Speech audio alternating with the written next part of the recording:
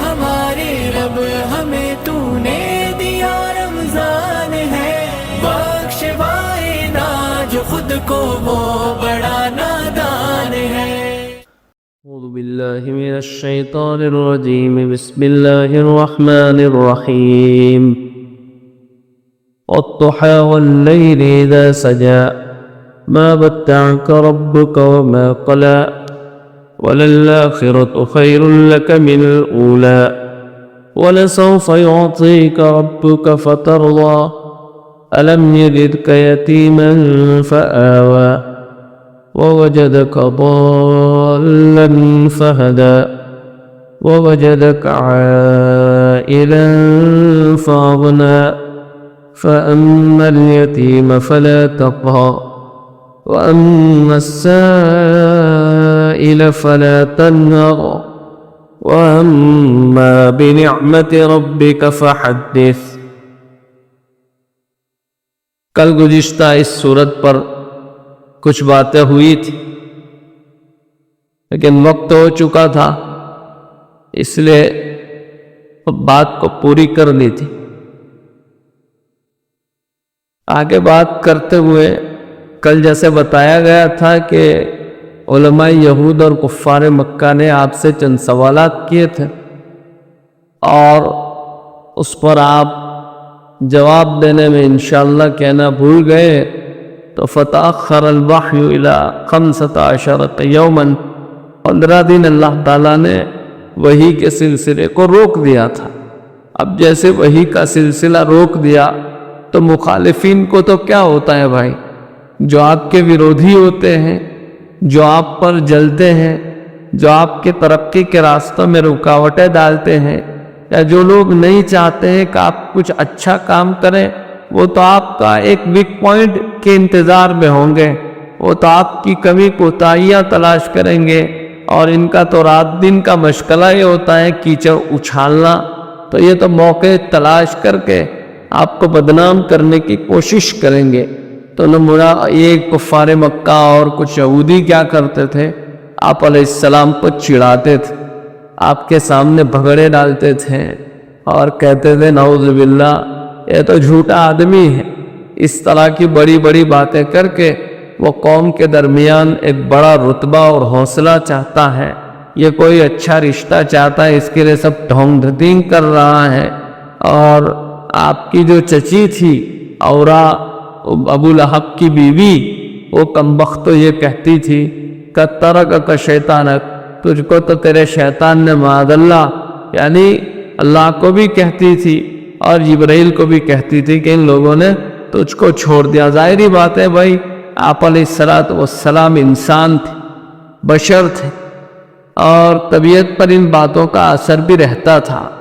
تو آپ علیہ السلام کو اللہ تعالیٰ نے تسلی دی اور فرمایا کہ والضحیٰ واللیل اذا سجا، یہ چاش کے وقت بیان کر کے اللہ تعالیٰ فرماتے ہیں کہ بھائی اگر وقتی اندھیرا آتا ہے، ایک رات جب طاری ہو جاتی اور رات اپنی پوری آب و تاب کے ساتھ چھا جائے پورے آسمان دنیا پر، تو اس کا یہ مطلب ہرگز نہیں ہوتا ہے کہ اب کبھی دن روشن نہیں ہوگا، دن طلوع نہیں ہوگا، نہیں، دن اپنی پوری تابناک کے ساتھ، دن اپنی پوری آب و تاب کے ساتھ ایک تابناک صبح ہوگی۔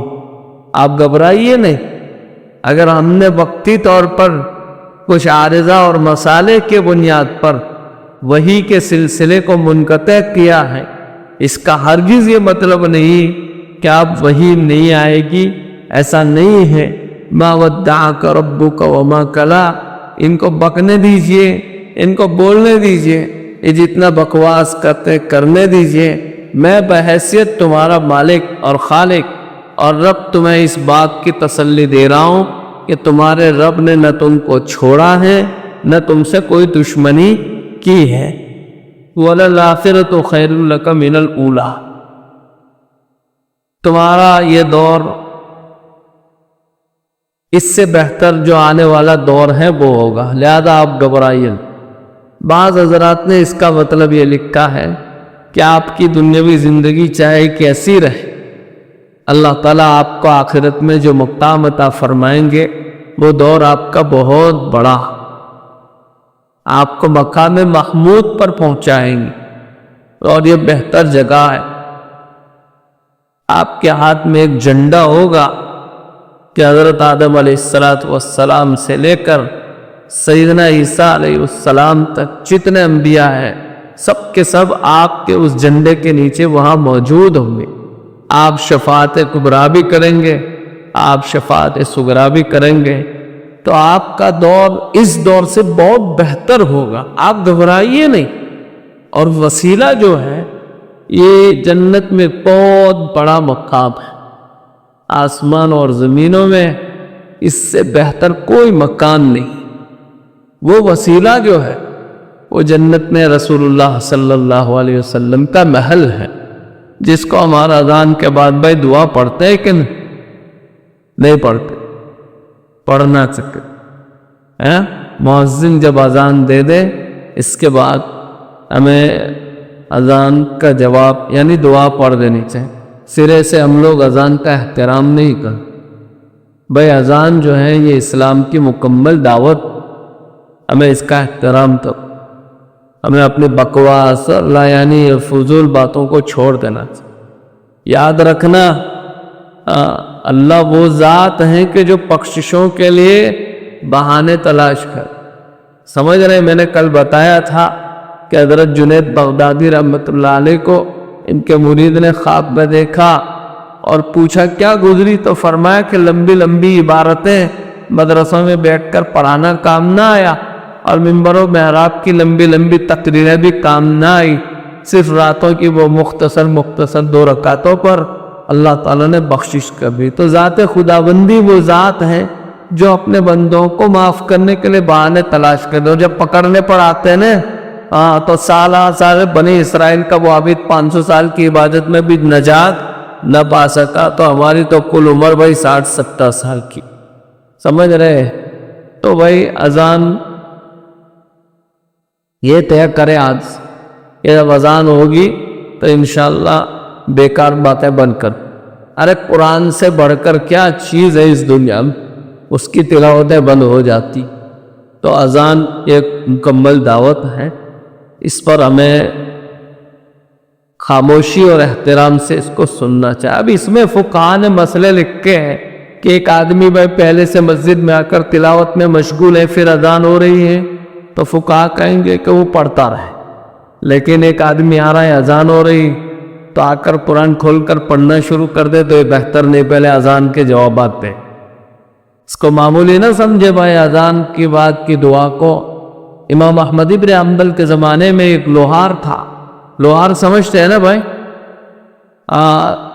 جو لوہے کے اوزار اور آلات بنایا کرتا ہے، اس کا انتقال ہو گیا۔ اس کے دوست نے اس کو خواب میں دیکھا کہ وہ جو ہے ایک بہت بڑے مرتبے پر فائز ہیں۔ اس کو کسی نے پوچھا، ارے بھائی امام احمد ابن حنبل کے زمانے کا آدمی تھا، امام احمد ابن حنبل سے ایک درجہ وہ نیچے تھا۔ اس دیکھنے والے نے کہا یہ بھائی علماء اور محدثین کی جگہیں ہیں، وہاں پر تو اتنے بڑے مقام پر کیسے پہنچ گئے؟ اس شخص نے کہا کہ بس اللہ نے اپنے فضل سے پہنچا گیا، لیکن خواب دیکھنے والے کو بے چینی ہوئی کہ بھائی یہ اس مقام پر کیسے پہنچ گیا۔ بہرحال وہ اس کے گھر گیا اور اپنے دوست کی اہلیہ سے اس کے معمولات پوچھے۔ ان کی بیوی نے بتایا کہ ویسے بیچارہ جو ہے وہ ایک مزدور قسم کا آدمی تھا، صوم و صلات کا پابند تھا، ہاں لیکن اس کی ایک عادت بڑی اچھی تھی کہ اگر وہ کسی چیز کو کوٹنے کے لیے ہتھوڑے کو اٹھاتا تھا اور وہاں اس کے کانوں میں اگر اذان کی آواز آ جاتی تھی تو وہ ہتھوڑے کو پیچھے نہیں لاتا تھا، ہتھوڑا پیچھے ہی آگے نہیں لاتا تھا، ہتھوڑے کو پیچھے چھوڑ دیتا تھا اور فوراً اذان کو احترام کے ساتھ سنتا تھا اور مسجد کی طرف نکل پڑتا تھا۔ اسی کی برکت سے اللہ تعالیٰ نے اس کو محدثین کی صف میں کھڑا کر دیا۔ اذان کا احترام اور اس کا جواب اور اس کے احترام میں مسجد کی طرف نکل جانا یہ کوئی معمولی عمل نہیں ہے۔ بہرحال وَلَلْآخِرَةُ خَيْرٌ لَكَ مِنَ الْأُولَىٰ، آپ کو یہ جو دور دیا گیا ہے یہ دور اس سے بہتر دور آپ حاصل کریں گے، بس آپ صبر سے کام لیجئے۔ تو بعض حضرات نے فرمایا کہ دنیاوی زندگی کے مقابلے میں آپ کی آخرت کی زندگی بڑی بہتر ہے، لیکن بعض فرماتے ہیں کہ ایسا نہیں ہے۔ مکی زندگی اگر تکلیف میں ہے تو گھبرائیے نہیں، مدنی زندگی اس سے بھی بہتر ہوگی۔ اور بعض حضرات کی رائے یہ ہے کہ نہیں، اسلام کا ہر دور ترقی یافتہ ہوتا ہے، تو آپ جیسے جیسے آگے بڑھتے جائیں گے ترقی کا دور بہرحال آپ کے سامنے آتا رہے گا۔ اور آپ کی منشا جو تھی کہ بھائی میں جو دین لایا ہوں وہ دین سارے جگہ پر پہنچ جانا چاہے، ابراہیم علیہ السلام نے جو دعا کی تھی ربنا وبعث فیہم رسولا منہم یتلو علیہم آیات، بہرحال ابراہیم علیہ السلام کی دعا بھی بارگاہ الہی میں منظور و مقبول ہوئی، اور وہ دور بھی اللہ تعالیٰ نے آپ کو عطا فرمایا کہ وَرَأَيْتَ النَّاسَ يَدْخُلُونَ فِي دِينِ اللَّهِ أَفْوَاجًا، لوگ جونک در جونک اسلام میں داخل ہوں گے۔ میرے عزیزو یاد رہیں، جس وقت سورہ نصر چل رہی تھی اس وقت میں نے ایک بات کہی تھی کہ جس وقت یہ آیت نازل ہوئی وَرَأَيْتَ النَّاسَ يَدْخُلُونَ فِي دِينِ اللَّهِ أَفْوَاجًا، اس وقت حضرت ابو بکر اور حضرت عمر فاروق، حضرت عباس رضی اللہ تعالیٰ عنہ اور حضرت سعد، یہ چار صحابی اس وقت نبی علیہ السلام کے پاس موجود تھے۔ ان چاروں کے چہروں پر اس آیت کے نزول کے بعد بڑی خوشی ہوئی تھی کہ آپ کے چہروں پر خوشی کے آثار تھے کہ چلو بھائی اسلام میں جوک در جوک لوگ داخل ہوں گے۔ اس پر نبی علیہ السلام نے فرمایا تھا کہ سیاتی زمان علی امتی، میری امت پر ایک زمانہ ایسا آئے گا کہ لوگ جونک در جونک اسلام سے نکلیں گے۔ اور دیکھ رہے آپ الیکٹرانک میڈیا دیکھ لیجئے، آپ پرنٹ میڈیا دیکھ لیجئے، ہر آئے دن خبریں آ رہی ہیں۔ دراصل مجھے تو ایسا محسوس ہوتا ہے، میں نے کل ہی اپنے دوستوں میں سے کسی کے سامنے تذکرہ کیا تھا کہ یہ بھی اللہ کی ایک نعمت ہے کہ اللہ تعالیٰ کتنے حکیم اور بالغ نظر ہے، اتنے بصیر و خبیر ہے۔ واقعتاً اللہ علیم بذات الصدور ہے، اس کو کتنا اندازہ ہوگا کہ یہ قوم بڑی بھولی بھالی، اس لیے ہم کو بھائی ایک جگہ جمع کر دیا، الگ علاقوں میں تقسیم نہیں کیا۔ لیکن کیا تو ادھر گمبد نے بھائی گمبد نے بون بنائے لے، ماتھا کٹڑو گوڑو۔ اب دوسرے علاقوں میں آپ جائیں، باہر لوگ الگ کمیونٹی میں رہتے ہیں اور ان کو سب کرنا پڑتا ہے، دیوالی آئے تو وہ بھی کرنی پڑتی ہے، اور بھی ان کے جو رسومات آتے ہیں ان سب میں شریک ہونا پڑتا ہے۔ جا کر علماء سے پوچھے بھائی محبت کو، کفر کو محبت کی نظر سے دیکھنا بھی غالباً کفر ہوگا۔ اس لیے اللہ تعالیٰ نے ہم لوگوں کو ایک جگہ جمع کر دیا، ورنہ ارتداد کی ایسی خبریں آتی۔ اور پچھلے کئی دنوں میں، پچھلے 2-3 مہینوں میں آپ دیکھیں بڑے بڑے علماء کی اولادیں ارتداد اور مرتد ہو رہی، اور ابھی پرسوں 4-5 دن پہلے ایک کافر لڑکے کے ساتھ 2 مسلمان لڑکیوں نے ایک ساتھ نکاح ہو گیا۔ اور ایسی تو کتنی خبریں ہیں جو ہم تک پہنچائی نہیں جا رہی ہیں، تو بہت تیزی سے لوگ اسلام کو چھوڑ رہے ہیں۔ بہرحال تو ابراہیم علیہ السلام کی دعائیں بھی قبول ہوگی، اور آپ نے وہ دور بھی دیکھا کہ وَرَأَيْتَ النَّاسَ يَدْخُلُونَ فِي دِينِ اللَّهِ أَفْوَاجًا، کہ جونک در جونک۔ ایک زمانہ تو ایسا آیا کہ 150 وفود ایک ساتھ آپ علیہ السلام کے پاس آئے، اور 150 وفود نے ایک ساتھ اسلام پر بیعت ظاہر کی اور اسلام میں داخل ہوئے۔ وَلَسَوْفَ يُعْطِيكَ رَبُّكَ فَتَرْضَىٰ، آپ کا رب آپ کو اتنا دے گا کہ آپ خوش ہو جائیں۔ بھائی یہ ایک آیت میں بہت ساری تفصیل ہے، ان چھوٹی چھوٹی صورتوں میں، ان چھوٹی چھوٹی آیات میں قرآن حکیم اپنے حکیمانہ انداز میں بڑے زبردست موتی بکھیر رہا ہے، مختلف طریقوں سے ہمارے ذہنوں میں باتیں ڈالی جا رہی ہیں، لیکن کیا کریں۔ بہرحال وَلَسَوْفَ يُعْطِيكَ رَبُّكَ فَتَرْضَىٰ، آپ کا رب آپ کو اتنا دیں گے کہ آپ خوش ہو جائیں۔ ان ساری باتیں بتلا کر اللہ تعالیٰ آپ بتلا رہے ہیں کہ یہ لوگ جو کہہ رہے ہیں کہ ہم نے آپ کو چھوڑ دیا ہے، ہم نے آپ سے دشمنی کر لی، آپ ان باتوں سے مایوس ہرگز نہ ہو۔ آپ یاد کریے اس وقت وَلَمْ يَجِدْكَ يَتِيمًا فَآوَىٰ، ہم نے آپ کو جس حال میں پایا تھا آپ تو یتیم تھے، کون تھا آپ کا پرسان حال؟ امی نے تو ٹھکانہ دیا ہے۔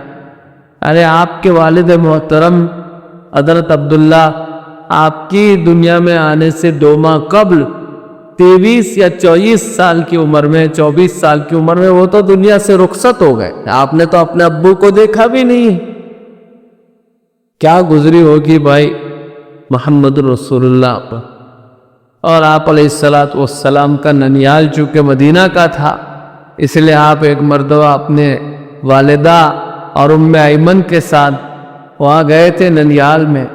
واپسی میں مکہ اور مدینہ کے درمیان ایک جگہ ہے مقام ابوا پر، وہاں آپ کی والدہ محترمہ کا بھی انتقال ہو گیا، اور پھر آپ وہاں سے نکلے ام ایمن کے ساتھ مکہ المکرمہ پہنچے۔ اللہ تعالیٰ نے آپ کے مشفق دادا عبد المطلب کے دل میں آپ کی محبت ڈالی۔ دیکھو یاد رکھنا یہ بھی اللہ کی ایک نعمت ہوتی، اگر ہماری کوئی عزت کرتا ہے، ہم سے کوئی محبت کرتا ہے تو یہ کوئی ذاتی کمال نہیں ہوتا، یہ بھی اللہ کی طرف سے ایک عطیہ ہوتا ہے، اس کی ہمیں قدر کرنی چاہیے۔ بہرحال تو اللہ تعالیٰ نے اپنے مشفق دادا عبد المطلب کے دل میں آپ کی محبت ڈالی، تو دادا عبد المطلب نے آپ کی پرورش کی۔ پھر ایک مرتبہ حضرت عبد المطلب جو ہے دادا، وہ بڑے ٹینشن میں اور بڑی فکروں کے ساتھ بیٹھے ہوئے۔ آپ کے بیٹے ابو طالب نے اپنے باپ کے پاس آ کر کہا، ابا جان کیا بات ہے؟ پچھلے کئی دنوں سے آپ کے چہرے پر غم کے آثار ہیں، اور آپ کے چہرے سے صاف صاف پتہ چلتا ہے کہ آپ کو کوئی بڑی فکر ہے۔ اس وقت دادا عبد المطلب کی آنکھوں سے آنسو آ گئے تھے، اور فرمایا تھا کہ بیٹا عبداللہ تو ہمیں محمد کی دنیا میں آنے سے پہلے ہی چلا گیا تھا، 6 سال کی عمر میں اس بچے نے ماں بھی کھو دی، اب میرا بھی دنیا سے جانے کا وقت آ رہا ہے، مجھے بڑی فکر ہے کہ میں اس بچے کو کس کے حوالے کروں، کون اس کی فکر کرے گا؟ چونکہ اس وقت ابو طالب اپنی بیوی کے ساتھ اپنے باپ عبد المطلب کے پاس آئے تھے۔ دادا عبد المطلب نے ایک ہاتھ ابو طالب کا اور ایک ہاتھ ان کی بیوی کا، دونوں ہاتھ پکڑ کر محمد رسول اللہ کے سر پر رکھ دیے، اور فرمایا تھا کہ آپ دو مل کر میرے بیٹے کی کفالت کرنا۔ نبی علیہ السلام نے فرمایا، انا وکافر الیتیم کہاتین، میں اور یتیموں کی کفالت کرنے والے ایک ساتھ ہوں گے۔ بہرحال اتنے خطرناک حالات تھے آپ علیہ السلام کے، اللہ تعالیٰ فرماتے ہیں الم یجد کا یتیمن فآوا، ہم نے آپ کو یتیمی کی حالت میں پایا تھا اور ہم نے آپ کو ٹھکانہ دیا ہے۔ آپ گھبرائیے نہیں، آپ کا دور اس سے بہتر دور آئے گا، بس آپ کو ذرا امتحان اور آزمائش سے گزرنا ہے، اور یہی آسمانی نظام اور دستور ہے، ہم اسی طرح لے کر آپ کو چلیں گے۔ وَوَجَدَكَ ضَالًّا، اب یہ اتنے جملے میں قسم کھا کر کہتا ہوں کہ 1 گھنٹے کی تقریر اس میں بھی باقی، الم یجد کا یتیمن فآوا میں قسم کھا کر کہتا ہوں ابھی 1 گھنٹے کی تقریر باقی، لیکن نہیں بول سکتے ہیں۔ خیر، وَوَجَدَكَ ضَالًّا فَهَدَىٰ، اب ضالًّا کا ایک مطلب تو بھائی ہوتا ہے گمراہ، اور اس کا ایک مطلب تو ہوتا ہے کفر، اور اس کا ایک مطلب ہوتا ہے ناواقف۔ اب نبی کی شان میں یہ ترجمہ کرنا کہ آپ گمراہ تھے نعوذ باللہ، تو یہ غلط ترجمانی ہو، یہ غلط بیانی ہوگی، اس لیے ہم اس کا ترجمہ کریں گے وَوَجَدَكَ ضَالًّا فَهَدَىٰ، آپ علم و حکمت سے اور شریعت مطہرہ سے اور باریک باریک باتوں سے آپ ناواقف تھے، ہم نے آپ کے سینے میں یہ ساری چیزیں بھر دی، علم و حکمت دے دیا، آپ کو باریک باریک باتوں کی خبریں دی، اور اس طرح ہم نے آپ کو سیدھے راستے پر اور ہدایت کے راستے پر جمائے رکھا۔ وَوَجَدَكَ عَائِلًا فَأَغْنَىٰ، ہم نے آپ کو، اب اس کا عائلن کا ایک مطلب تو ہوتا ہے مفلس، مجھے تو یہ بھی ترجمہ، میں ایک طالب علم ہوں بائے ادنا، میرا خیال یہ ہے کہ مجھے یہ بھی ترجمہ بے ادبی لگتا ہے، اس لیے میرا ترجمہ یہ کہ وَوَجَدَكَ عَائِلًا فَأَغْنَىٰ، آپ اس دنیوی زندگی میں بے سر و سامان تھے، ہم نے آپ کو غنی کر دیا، ہم نے آپ کو مالدار کر دیا۔ وہ آپ علیہ السلام کا جو عیالدار تھا اور بہت بڑی ذمہ داری تھی، لیکن آپ کے پاس تو کچھ تھا نہیں۔ آپ علیہ السلام تو حضرت خدیجہ نے مال مضاربت کی شکل کی کہ آپ کی محنت رہے گی، ہمارا مال رہے گا، اس طرح ہم کاروبار کریں گے۔ تو اب تک تو آپ کے پاس بہت تنگی تھی، حضرت خدیجہ کے مال نے برکتیں کی، ملک شام کے سفر کرتے رہے۔ اس کے بعد دوستوں میں سے ایک دوست سیدنا صدیق اکبر، اس کا بھی مال اتنا بابرکت ہوا کہ نبی علیہ السلام نے زبان رسالت سے باتیں کہہ دی کہ بھائی مجھ کو کسی کے مال نے اتنا نفع نہیں پہنچایا جتنا صدیق اکبر کے مال نے نفع پہنچایا۔ اگر دوستوں کو چاہیں کہ اپنے دوستوں میں کوئی کمزور ہو تو اس کا خیال رکھنا چاہیے اور خالصتاً لوجہ اللہ ہونا چاہیے۔ دیکھو اللہ تعالیٰ پھر ان کی بھی تجارتوں میں برکت کرتے ہیں۔ حضرت خدیجہ کے مال میں پھر بہت برکت ہوئی۔ یہ الگ سی بات ہے کہ بھائی ہمیں سمجھ میں نہیں آتی، لیکن یہ نظام الہی وَوَجَدَكَ عَائِلًا فَأَغْنَىٰ، ہم نے آپ کو غنی کر دیا۔ بھائی غنی صرف مال کے آنے کی وجہ سے، صرف مالداری سے آدمی غنی نہیں بنتا ہے۔ اصل مالداری تو دل کی مالداری، اصل مالداری دل کا غنا، اور یہ بہت اہم چیز سمجھ رہے ہیں بھائی۔ تو غنا، دل کا غنا ہونا چاہیے، دل کی مالداری ہونی چاہیے۔ مالدار لوگ تو جو ہے بھائی معمولی منافع پر اور معمولی منافعوں پر اپنے ایمان کو بھی داؤ پر لگا دیتے ہیں۔ تو یہ ایسا نہیں ہونا چاہیے۔ نبی علیہ السلام کی نظروں میں یہ ساری چیزیں کمتر اور حقیر تھی، تو آپ ان کی طرف کوئی توجہ نہیں دیتے تھے۔ اللہ تعالیٰ نے اتنی دل کی مالداری دی تھی، اور آپ کے ساتھ صدیقہ بنت صدیق کا یہ معمول تھا کہ بھائی ان کے پاس ایک مرتبہ درہموں کی 2 بوریاں بھر کر آئی حضرت صدیقہ عائشہ کے پاس، تو انہوں نے تقسیم کر دی، صبح سے تقسیم کرنا شروع کیا۔ ڈلتی شام میں افطاری کا وقت آیا تو عائشہ کے پاس اتنا بھی سامان نہیں بچا تھا کہ آپ اپنے ہی سامان و مال سے افطاری کر سکیں۔ یہ اصل استغنا ہے کہ وہ تقسیم کرتے رہتے تھے۔ وَوَجَدَكَ عَائِلًا فَأَغْنَىٰ، ہم نے تو آپ کو بے سر و سامان پایا، پھر ہم نے آپ کو مستغنی بنا دیا۔ اب اس کے بعد اللہ تعالیٰ فرماتے ہیں فَأَمَّا الْيَتِيمَ فَلَا تَقْهَرْ، محبوب آپ کے پاس اگر کوئی یتیم آئے تو آپ اس کے پر قہر نہ کریں، آپ اس پر جبر نہ کریں، آپ اس پر غصہ نہ کریں۔ یتیم کے معاملے میں قرآن کریم جگہ جگہ کہتا رہتا ہے وَآتِ ذِی الْقُرْبَىٰ حَقَّهُ وَالْيَتَامَىٰ وَالْمَسَاکِینِ، ہے بھائی قرآن کریم پر کہتا ہے اِنَّ الَّذِينَ يَأْكُلُونَ أَمْوَالَ الْيَتَامَىٰ ظُلْمًا إِنَّمَا يَأْكُلُونَ فِي بُطُونِهِمْ نَارًا، جو لوگ یتیموں کا مال ظلم کے طور پر کھا رہے ہیں جہنم، دراصل وہ لوگ اپنے پیٹوں میں جہنم کی آگ بھر رہے، لہذا یتیموں کا مال نہ کھائیں۔ نبی علیہ السلام نے فرمایا بہترین ہے وہ گھر جس گھر میں کسی یتیم کا خیال رکھا جاتا ہو، جہاں یتیموں و مسکینوں کا پیٹ بھرا جاتا، اور بدترین ہے وہ گھر جس میں کسی یتیم کو ڈانٹا جاتا ہو۔ یتیموں کے ساتھ بدسلوکی نہ کریں۔ کمبخت ابو جہل یہی حرکتیں کرتا تھا کہ اس کی ایک عادت تھی کہ جب کسی شخص کو دیکھتا کہ مرنے کے قریب ہیں، اس کے پاس مال ہوتا تو وہ اس کے پاس جاتا تھا اور کہتا تھا کہ دیکھ تو ابھی مرنے کے قریب ہے، تیری اولاد کو کوئی مال چھین جائے گا، تو مجھ کو تیرے مال کا ضامن بنا دے، تیری وفات کے بعد میں تیرے بچوں میں تقسیم کر دوں گا۔ چونکہ وہ وقت کا سردار بھی تھا، ظالم جابر آدمی تھا، بڑا آدمی تھا، مکہ والے اس سے ڈرتے تھے، تو مرنے والا بیچارہ مجبوراً اپنے سارے مال کا اس کو ضامن بنا دیتا تھا۔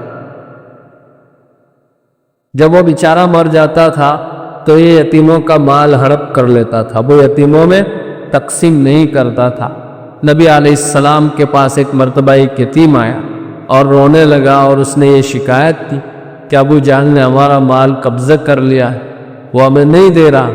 تو نبی علیہ السلام فوراً اس کے ساتھ ہو گئے اور ابو جہل کے پاس گئے اور ابو جہل کو کہا، دیکھ یتیموں کے ساتھ چھیڑخانی مت کر، ورنہ اللہ ایسا پکڑے گا نا کہ تجھے کوئی راستہ نظر نہیں آئے گا۔ مفسرین فرماتے ہیں کہ زندگی میں یہ پہلا موقع تھا کہ ابو جہل پر آپ علیہ السلام کے ان الفاظ کا اتنا اثر پڑا کہ وہ لرزہ براندام ہوا، کانپنے لگا، اور فوراً اس نے اس یتیم کو اس کا مال دے دیا۔ بہرحال یتیموں کے ساتھ اچھا سلوک کریں، یتیموں کو دھکے نہ دیں۔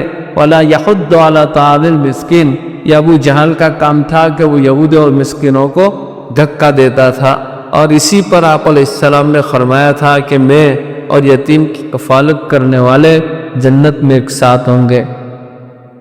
بھائی ہم اگر راحت نہیں پہنچا سکتے ہیں تو تکلیف بھی نہ پہنچائیں، ان کا اگر کوئی مال ہمارے ذمے ہے تو بھائی ہمیں ان کو لوٹانا چاہیے۔ وَأَمَّا السَّائِلَ فَلَا تَنْهَرْ، اور سائلین کو جھڑکا نہ کر۔